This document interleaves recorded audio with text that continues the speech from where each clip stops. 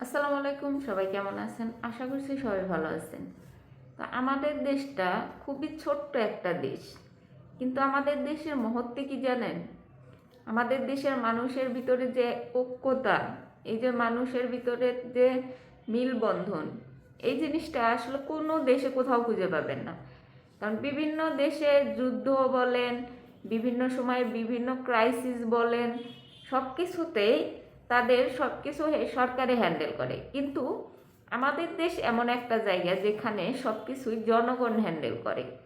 সেটা হোক ফ্যাসিবাদীর বিরুদ্ধে, হোক জনগণের কোনো একটা দুর্যোগের সময়, বা কোনো একটা ক্রাইসিসে হোক।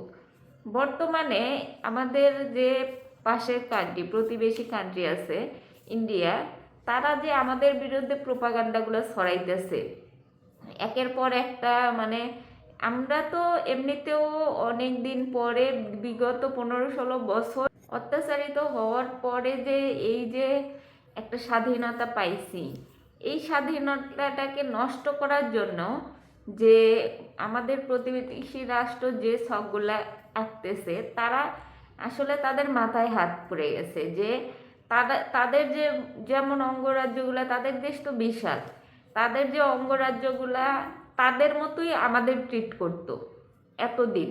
এখন তো সেটা পারবে না, যার কারণে তারা বিভিন্ন রকম উস্কানিমূলক বা বিভিন্ন ধরনের কথাবার্তা, গুজব ছড়াইয়া চাইতেছে আমাদের দেশের মধ্যে অস্থিতিশীল একটা পরিবেশ তৈরি করা, বা বহির্বিশ্বের কাছে আমাদের নামে একটা বদনাম ছড়াইয়া আমাদের যে ইন্টারনাল বিষয়, যে আমাদের যে নিজেদের দেশের যে বিষয়গুলো নিয়ে তারা নাক গলাইতেছে, তারা চাইতেছে যে আমাদের দেশে তাদের সৈন্য পাঠাইয়া বা এমন কিছু করবে যে তাদের সৈন্য পাঠায় আমাদের দেশটা দখল করবে এবং তাদের অঙ্গরাজ্যের অন্তর্ভুক্ত করবে।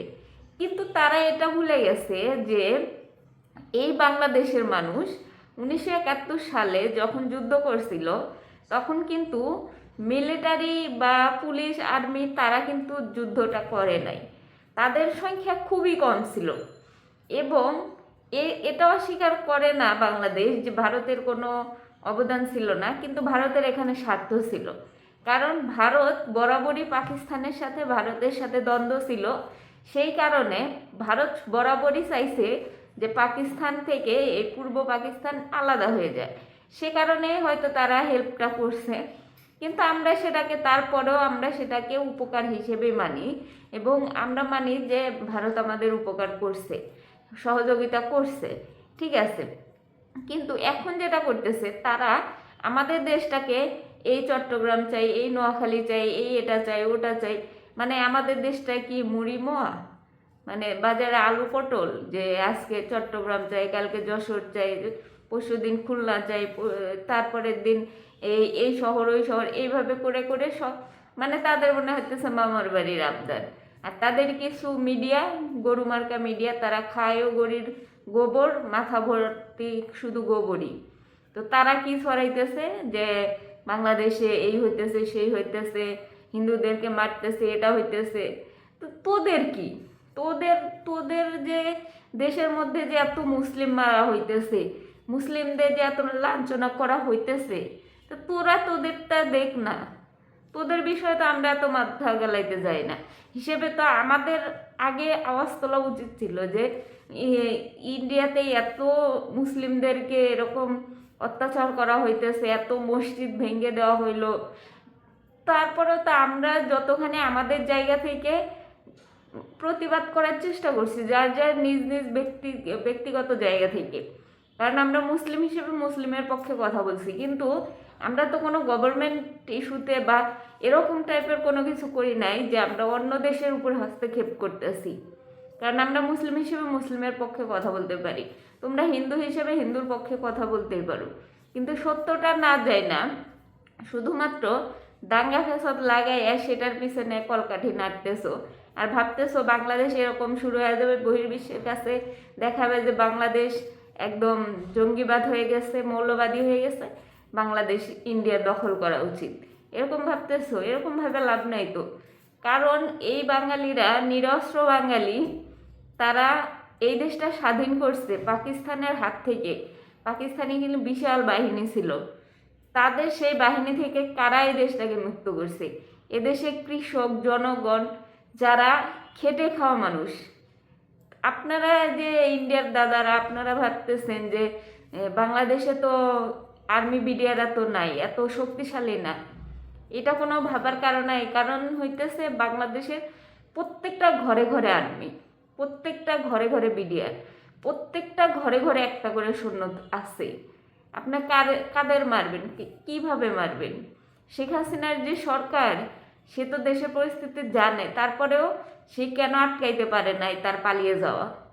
এই জন্যই পারে নাই যে এই বাংলাদেশের মানুষ যদি একবার কোনো অন্যায় দেখে, কোনো কিছু হাতে নেয় যে আমি এটা করব, তাহলে সেটা করে ছাড়ে। আর আপনাদের মতো এরকম মানে গ্রামের কিছু লোক থাকে না, যারা অন্যের পিছনে কথা লাগায়, ঝগড়া বাজায় দিয়ে দূরে বসে বসে দেখে, আর মনে করে যে সেই দুই বাড়ির ঝগড়ার যে ফলটা পায় সে বসে বসে খায়। তা আপনারা ওইটা চিন্তা করতেছেন যে বাংলাদেশের মতো দ্বন্দ্ব বাজায় দিবেন, দিয়ে নিজেরা মাঝখান থেকে বাংলাদেশ দখল করে খাইবেন। এটা ভাবার কোনো কারণ নাই। এটা ভাবলে আপনারা ভুল ভাবতেছেন। ভারত যত বড় কান্ট্রি হোক না কেন, আপনাদের যত সৈন্য থাকুক না কেন, যত আপনাদের সাপোর্ট থাকুক না কেন, যত বড় কান্ট্রি হন না কেন, বাংলাদেশের জনগণের সাথে লাগতে এসেন না। কারণ বাংলাদেশে ওই যে একটা ব্রাহ্মণবাড়িয়ার কথা শুনেই তো আটকে উঠছেন। কারণ এরকম শুধু ব্রাহ্মণবাড়িয়া তারা কথায় কথায় মারামারি করে, এটাই দেখছেন। কিন্তু প্রয়োজনে যে পুরা বাংলাদেশ ব্রাহ্মণবাড়িয়া হইতে পারে এটা খেয়াল করেন নাই। খেয়াল করলে এই জুলাই অভ্যুত্থানে আগে পরে এই কয়দিনে নিরস্ত্র যে শিক্ষার্থীদের হাতে কিছুই ছিল না, শুধুমাত্র রাস্তার পড়ে থাকায় ইট দিয়ে এই দেশটা নতুন করে স্বাধীন হয়েছে। এই দেশটা এমনি এমনি স্বাধীন হয় নাই, তাদের অস্ত্র তুলে নেওয়া লাগে নাই। আর ভারত যদি চিন্তা করেন যে দাঙ্গা ফ্যাসাদ লাগাইয়া দেশটাকে স্বাধীন করে নেবেন, আপনাদের করে নেবেন, জীবনেও পারবেন না। অস্ত্র ছাড়া যে দেশের সন্তানেরা দেশকে রক্ষা করে, সেখানে তারা যদি অস্ত্র তুলে নেয়, তাহলে আপনাদের যে 7 সিস্টার আছে, আপনারা বাংলাদেশ দখল করতে আসবেন, আপনাদের 7 সিস্টার বাংলাদেশের হয়ে যাবে। এই চিন্তায় থাকেন। আর যারা এগুলো প্রোপাগান্ডা ছড়াইতেছেন বাংলাদেশ সম্পর্কে, এই যে আজে বাজে কথা বলতেছেন, কোনো লাভ নাই। বাংলাদেশের সাথে এই যে বাণিজ্য করবেন না, এটা করবেন না, ওটা করবেন না, তাতে কারো কিচ্ছু আসে যায় না। এই যে আলু দিবেন না, পেঁয়াজ দিবেন না, তাতে কি? আমরা ক্রেতাদের দোকানের অভাব নেই। ক্রেতার অভাব হইতে পারে, কিন্তু ক্রেতার কখনো দোকানের অভাব হয় না। এক দোকান বন্ধ থাকলে অন্য দোকানে পাওয়া যায়। আপনার এক ভারত আলু পেঁয়াজ দেবে না, হাজার দেশ আছে এই পৃথিবীর মধ্যে। এই যে আমাদের আশেপাশে দেশের অভাব নেই। সিরিয়া থেকে আসতেছে, পাকিস্তান থেকে আসতেছে, থাইল্যান্ড থেকে আসতেছে, বিভিন্ন কান্ট্রি থেকে আসতেছে। এটা ভাবার সুযোগ নাই যে আপনারা কিছু দিবেন না, আপনাদের ছাড়া আমাদের চলবে না। অবশ্যই চলবে। আর বাংলাদেশ খাদ্যে স্বয়ংসম্পূর্ণ দেশ, সেই দেশটাকে যদি নতুন করে রিফর্ম করা যায়, এরকম ভারতের কাছে জীবনেও আমাদের হাত পাততে হবে না। আর ভারতের জনগণ ভাবতেছে যে হ্যাঁ, এই সুযোগে বাংলাদেশকে নিজের করে নেওয়া যাবে।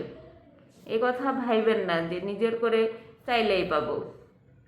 এগুলো প্রোপাগান্ডা ছড়ানোর চেয়ে গিয়া নাকে তেল দিয়ে শীতের মধ্যে কম্বলের তলে ঘুমায় থাকেন, তাহলে আপনাদের জন্য এটা বেটার হবে।